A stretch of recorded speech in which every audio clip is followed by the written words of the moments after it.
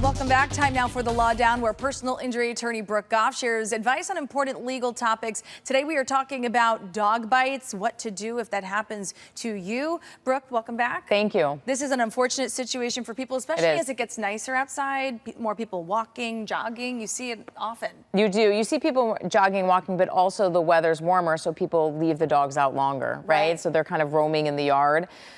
Dog bites are real. They happen. Lots of kids. We are seeing a huge uptick right now in dog bite cases coming in.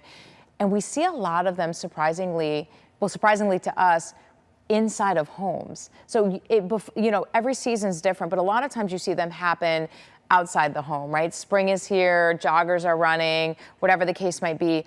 A lot of them are, I brought my kid to visit you and your dog bit my kid. Right. And they're not handled any differently, truly they're not, but it's just important people understand that they can happen anywhere. And the famous last words, I hear them all the time, I hear them from every victim, is what the person said, my dog wouldn't hurt a flea.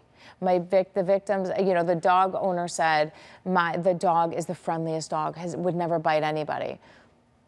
Every dog has the capability of biting. And a lot of dogs don't bite to be mean. They bite because they're scared. Right. And little kids don't really know boundaries and limits, and that's typically when we see it. So everybody looks at the dog as, oh my gosh, this awful dog. Like, they're probably right. The dog is actually probably the friendliest, kindest dog you will ever meet, but they got scared, and dogs are it's a natural reaction to defend themselves. It's important, though, if you get bit by a dog, whether outside, inside, does not matter, animal control gets involved. You call 911, they'll involve animal control. They create a report.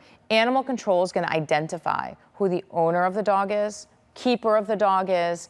Once in a blue moon, they'll write down who the insurance company is. But I'm telling you, if you get bit by a dog, you see somebody on the street, and the person gives you their phone number and says, we'll work it out. They're not going to work it out. Now you don't know where this person probably lives. They probably gave you a fake name. It happens all the time. And now we're never going to find the insurance. If somebody that owns a dog and the dog bites you and they don't have insurance, you're kind of up a creek without a paddle. There's no recourse really there. Unless they're living in like a apartment building where like the dog bit somebody in a common area, you're not going to be able to collect. So there's so many different nuances with the dog bite cases. It starts with an animal control report. It starts there. They document everything that happened, and the next stop really needs to be with a lawyer. Okay, great tips there as always, and photos, a good idea of the of your injuries. Yeah, photos of your injuries are a great idea. Obviously, rabies are real, like it's a real concern. You need to get the medical treatment. Animal control is also going to document if the animal's been vaccinated that bit you. That's huge. Rabies vaccinations are not fun. Like if you have to go through series because you've been bit by a dog that's not vaccinated, it's awful.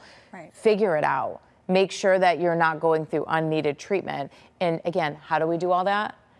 Animal control report. Okay. Most dogs do not get put down either. They do not. It's a quarantine period. It's like sometimes 10 days. So many people don't want to report it for that reason. You need to report it.